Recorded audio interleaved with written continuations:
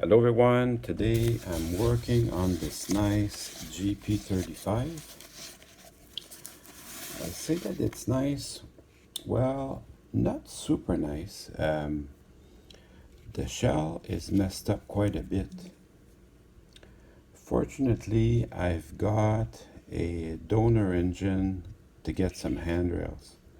So I have a source for the handrails, but the shell is going to need some major work.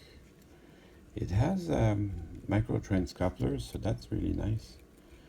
I don't know if I'm going to keep them. I've got another GP35 to run it with, and it has some rapido couplers, so I'll have to make a decision. Either make them both micro trains or make them both rapido. Alright, enough talking, let's get to work. So even though the shell is messed up, I get a feeling the drive system is super good. I still have some boxes left over from my mail call from Plaza Japan video. Now, these are super nice. They're brand new. I bought a whole bunch of them. I think I cleaned them out basically. But because the exchange rate between Canada and Japan is favorable, I like to order from Plaza Japan once a year. It's not free, mind you, but the exchange rate is favorable, so it's nice, you know, to get a little break. I'm just going to remove the insert so I can remove my shell. We're going to be using the box method today.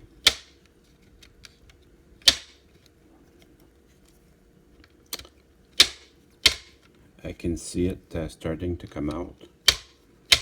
You don't have to be super rough with these. They're not very hard to take out. So that drive looks really good.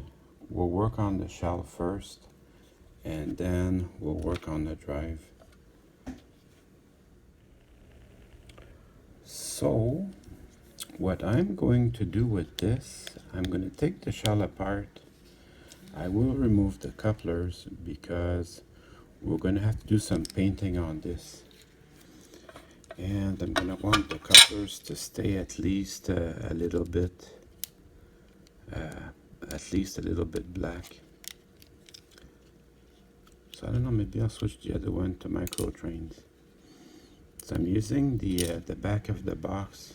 I hate that when that happens. These little springs here, they're very hard to manage. So yeah, so the shell will remove the other side too. Maybe its spring is completely gone, eh? What do you think?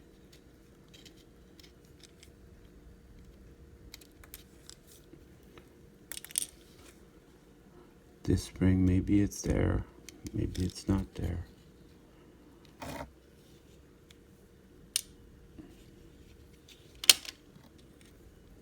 Yeah, it doesn't feel like the spring is there at all. And then the windows, there's two little tabs here that hold the sill down, and the windows also hold the sill down. So I don't pull too hard on them. And I'm not too concerned about the handrails, but if you have them, make sure that they're separated. So that's kind of cool. This one is also missing the horn. I also, whenever I order stuff, I order extra horns. So yeah, this is severely messed up. This and that, severely messed up. Wow, I think they even glued it in place because the ladders hold it in, so no ladders, they probably just glued it in place. However, I still think this is worth saving because these are good runners. They don't have, this unfortunately is going straight to the garbage. Well, maybe I'll keep it. I'll keep this around because I got a lifelike GP38 that I can maybe use these for. I'll measure them out and then we'll find out. But I'll put that for the side for now. And then most of it is good. These areas here, very easy to come over with some flat black paint. That's going to disappear. Not too concerned with that. But this here, I've got to remove all this extra glue that's here. Some of it will just pop out. I'm going to get in there with my X-Acto knife, and then I'm going to see how much of it I can make just pop out. They're cutting down my neighbor's tree, so what you're hearing is the shredding machine. But that tree has to be gone, so it's for a good reason, it's for a good cause, and it's close enough to my property that I'm glad he's taking care of it. So this is crazy glue. So I'm gonna use some brake fluid, and I won't put it on the whole shell, just these areas which are really bad, and then that should get rid of the paint and the crazy glue, and then you'll see where we go from there. So I will only put brake fluid to those areas that I think are problem areas, and I will try to keep as much of the original paint as possible. The brake fluid, if it gets on something that you don't like, you can always neutralize it with some water. And then I'll let that sit for a couple of days. Alright, let's just take a look at where we're at. The brake fluid, it removes paint, but it also weakens the crazy glue, or CA. So let's see if I can get this to move out somehow.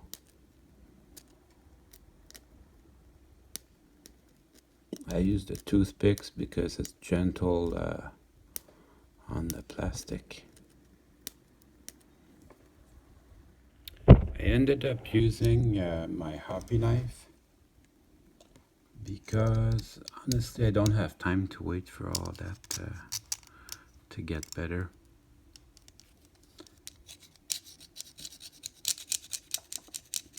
So all this brake fluid, you can neutralize it with water. And this is my donor handrails. I'm going to test fit it. That's gotta be painted black. It's easy with some rattle can. So I'll be doing that off camera. I will paint it flat black so it will match my other. I have another GP35 like that is mint. So I'll be running them together. You know, the good news is on this side the paint is perfect. So really this engine looked bad, but other than this side it was actually pretty good. Just want to make sure everything fits well here before I go ahead and paint it. Yeah, that is gonna work. I also used a bit of sandpaper here since it was kind of a flat area. I was going to use my airbrush and do all that, but then I looked at that job and it became, since I only have to do basically this section here and a little bit here and there, it became a paintbrush job. So I'm going to be using my paintbrush to finish that. I got a nice video on reverse weathering an engine, and that worked out good.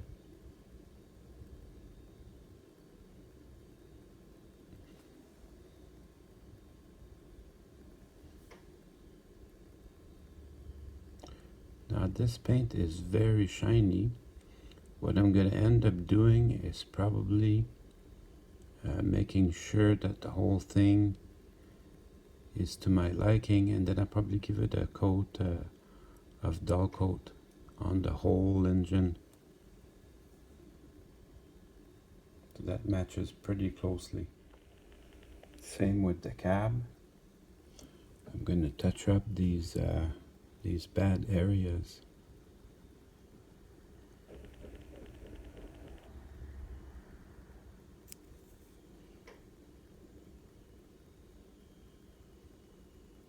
And I only do the touch-ups because most of the paint is good. Still needs a little bit at the side here. So I'm keeping everything that's decent. I'm keeping it. I'm just touching up those bad places. And then you have to remove the cab windows before you do that. Especially before you do the dull coat. That's some nice leathering there, GP35. And then the same thing here. I have some areas that need touch-ups. This thing might just be dirty. So I will focus only on those places that look bad. So I'm gonna let this dry now. Alright, so while my paint is drying, I can focus on my drive system, which it looks really good actually. Let's go try it on the track and we'll see what we got. Alright, let me just put some power to the track. So it may be a little bit dirty, but I know I can make something good out of this. This is the non-DCC chassis. You could mill it down to make some room for... Still runs pretty good if you give it enough power. You can make some room for a DCC chip on this, but I would just as soon buy the DCC ready version and put this one up for sale and buy the DCC version, the DCC friendly version. I'm just happy running these on DC. So this is just gonna need a good cleaning, and then it should be running awesome. I am gonna take note. Oh, you see the trucks? They should never be like that. There should be one on the top and one on the bottom. So I am gonna switch them around when I take them out. So the fuel tank, that's gonna get cleaned. Let me just find my good screwdriver there. I have my favorite screwdriver. And we'll just remove the screw. So that will allow me to remove the trucks. There we go.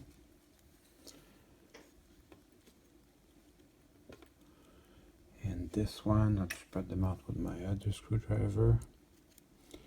This one should be like that. So they are a little bit dirty. So we'll get to that in a minute. The motor, as you can see by running it on the track, it was really good. No need to do anything. But I am gonna check the worm gear. There's a little bit of lint here. That's not enough to keep it from running, but obviously I don't want that around. So I'm just gonna release the base of it a little bit. I can feel it with my finger. There's a type of grease, maybe just a little bit too much viscosity. That's not a big deal. I like to use the very thin oil. The very thin oil makes less, has got less viscosity, so it's easier for the motor to turn the worm gear, and that results in a locomotive that uses less current. It won't influence too much how many cars it can pull. I'm going to test this on the bench. This feels great, this motor. My power pack's actually making more noise than the motor. So this motor's in great shape. There's no need to do anything. I'm on the lowest possible setting on the power pack. So that is fantastic. So I'm going to remove it from the frame. Remember, there's a white magnet on the top there, just so you can remember the orientation of everything. So my frame's a little bit dirty, so I'm going to clean this with my rag and my toothbrush and some dish soap. Same from the other side of the frame. I will remove these insulators here, because if I lose them, I'm buggered. And also I removed the contact strips. These, you can see they're a little bit dirty. I cleaned them with my fingers, and that usually is good enough.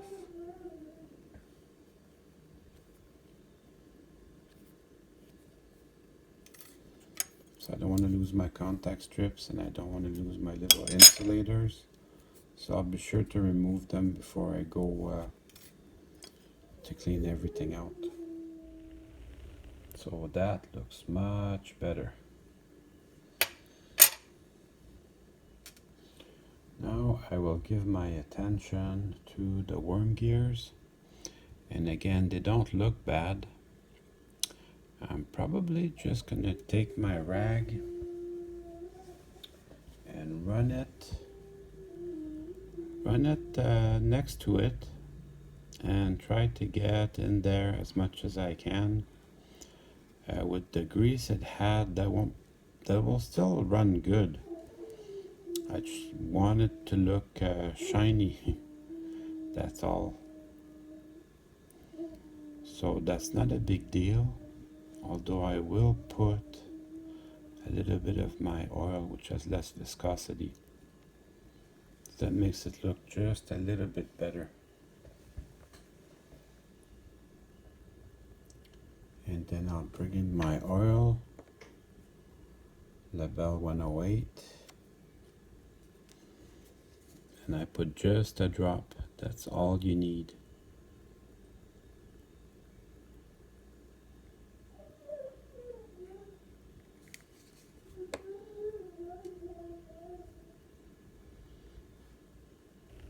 And then that's good. And then what you want to spend the most time on is on the trucks, because that's where most of the power is made or is lost.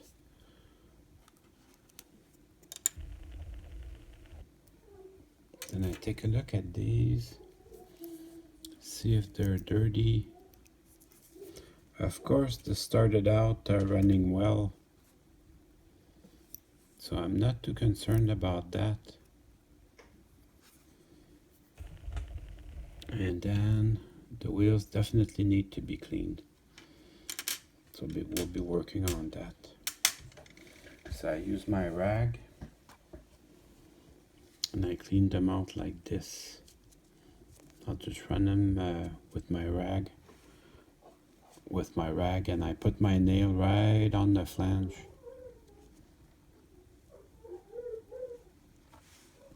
You can see it was a little bit dirty.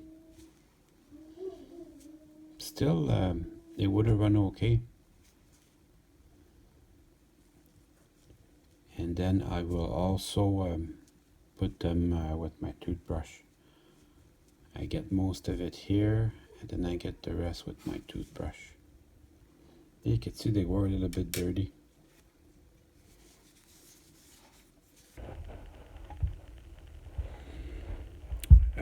Marklin of Sweden is a video that has a bunch of videos that you guys should all watch. There's one video on track cleaning. One of his friends works in the lab and he does the analysis of what the dirt on the track was. A lot of it is oil from your engine, so do not over oil your engine. The rest of it was, you know, the normal dust stuff. You know, if you have a gravel road next to your house, that gets into your dust. You know, hair, human hair, pet hair, all that type of stuff. But that's a really cool video. I enjoy it and I recommend it for you guys. I will spend a little time cleaning the side frames because you see them. So I'll just put my wheels. Oh, before I put my wheels back on, I'm gonna check the gauge. They have quite a range where the engine can run. It needs just a little bit wider. And you saw it was running okay. This is not really a big flaw. I'm just obsessed with getting everything 100% right. So I'll just put the tiniest little bit of slack on the wheel that's further from the gear, and then compare them with my gauge. Actually, I want it to be as tight as possible, but still be engaged. I got like a 0.5 millimeter. I could improve it a little bit. The axles are very tight, which is good. Shows me it wasn't played around with too much. I'm gonna give it just a little bit tighter. So that is exactly what I want. To be within the gauge, but as tight as possible. The flanges are wider than the rail, than a real engine, so the rail can sit and have a little bit of slack, and it will make your curves easier to take. So I keep it like that. So you just set your wheels in your gearbox with the contact strip.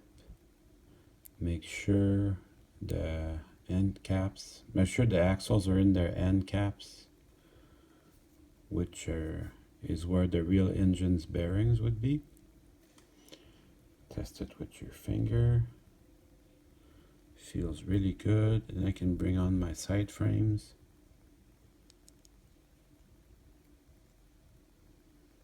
It's okay to take your time when you're doing this. The little contact strip, they have 2 pins that hold them. So it's okay to take your time while you're doing this, because this is where you lose power. If you want a really great running engine, this stuff has to be 100%. It will snap into place. Check it with your finger. You should be feeling no resistance whatsoever. So I'm gonna do the other side off camera. Now I'm ready to put everything back together. So the motor, I won't put it in all the way. I need a little bit of slack to bring in the worm gears. So I will just start it on the top. And then I will bring my worm gears in progressively.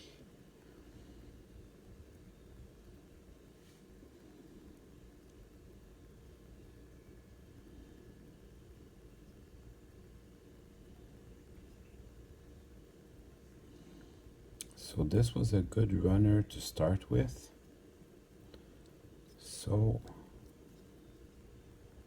it's not gonna be too hard to make it run good.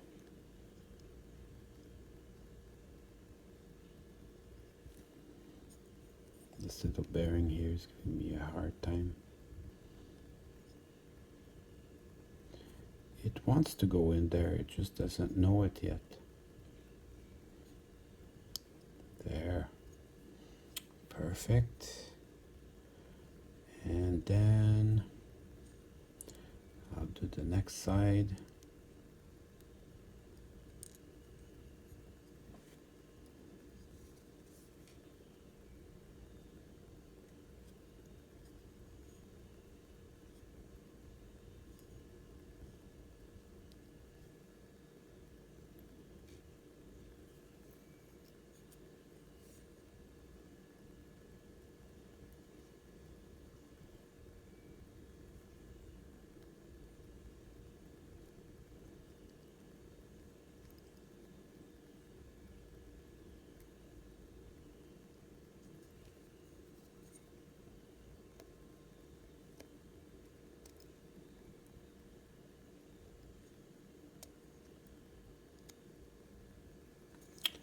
Perfect. And then at every step, I'll check it with my finger.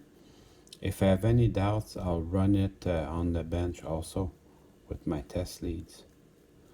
But that feels great. And then I bring back my two little insulators. 100% you need these.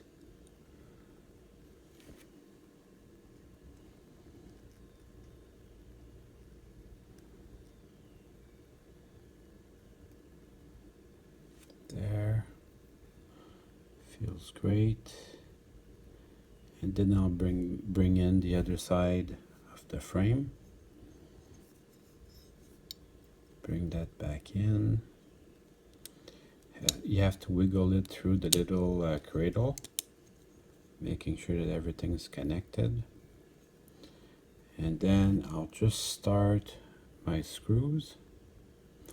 I don't tighten them all the way, I'll just start them. There's a little piece of dirt on there.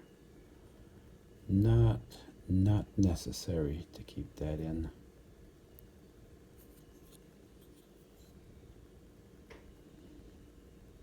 So then I'll start these.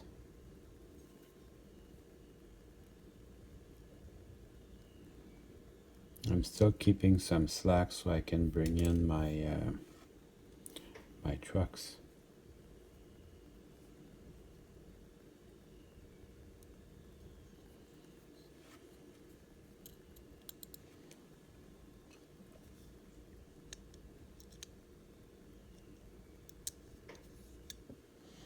Just start them one turn and that's great.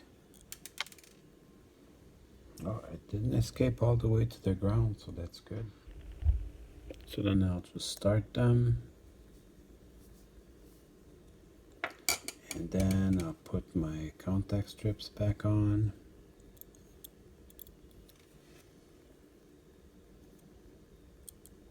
Sometimes people bend them and they give them a lot of force. You don't really need that much. Just make sure that they're over or under these little pins. And then your fuel tank's going to keep them in place. And the space here is the filler hole that goes towards the front.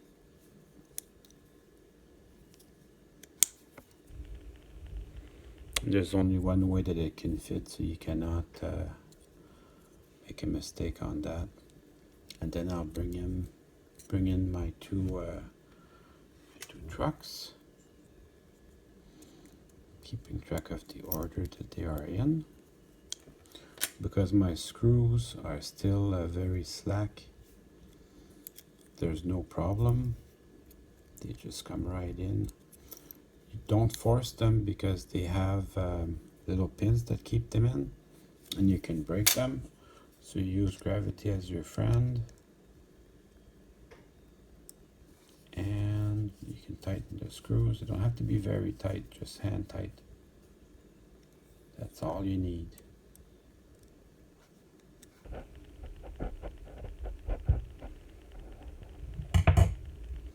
Then check everything.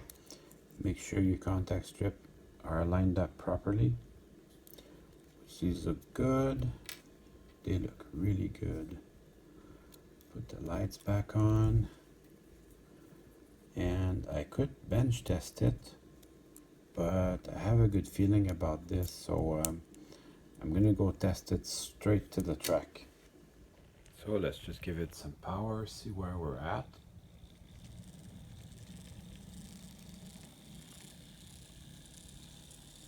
So that's a big improvement. I'm not giving a lot of power.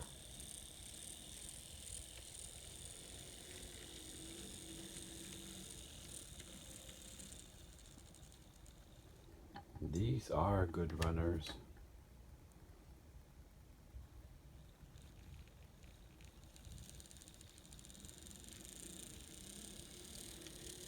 Most of my GP35s are just about the same level of noisiness.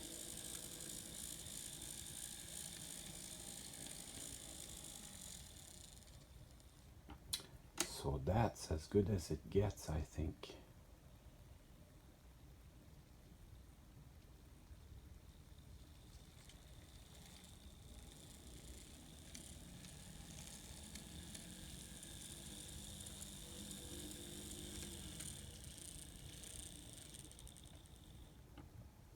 Awesome. I give it enough time for the paint to dry, but some of my repairs are very shiny. So I'm gonna put some dull coat over it. That should help blend everything together. Everything came back from the paint shop and it matches much better. It doesn't match 100%, but still my blue is pretty close to the point where when you go down the track, it won't be too bad looking. And then remember the Conrail engines, they were quite a bit weathered. Since I have the sill in my hands, I'm going to put the couplers in it. Since I have the sill available now, it's a lot easier to put them in.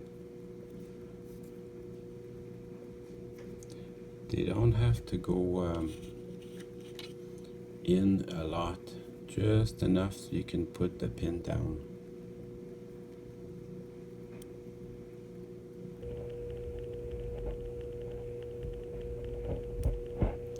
Wow, that was easy.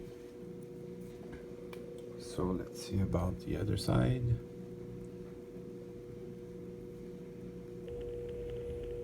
I do the same thing, just enough to bring the pin down.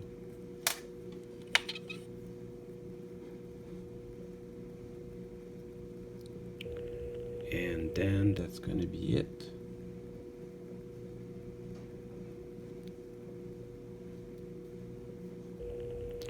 That was almost too easy.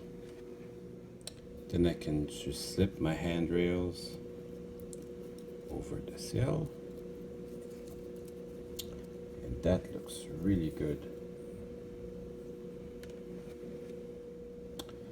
Then I will add the top of the shell to it, making sure to line up everything to make sure my handrails are on the outside of the cab.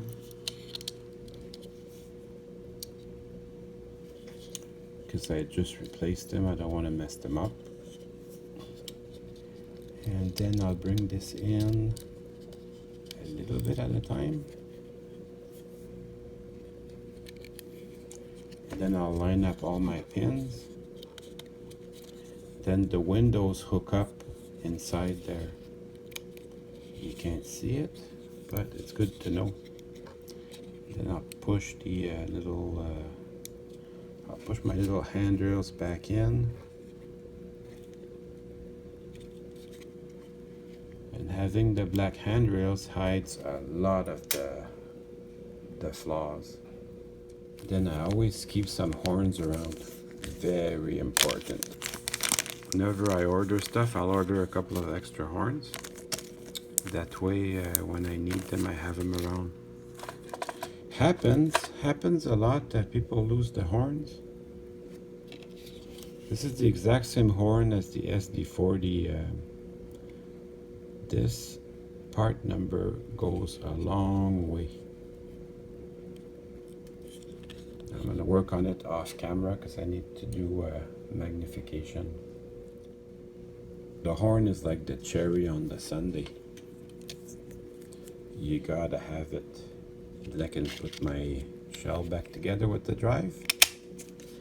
And now it's time to run some trains. Well, I hope you enjoyed the video.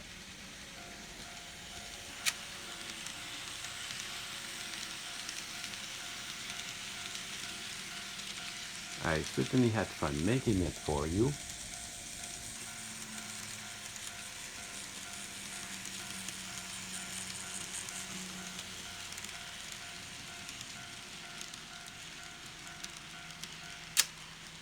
See you soon.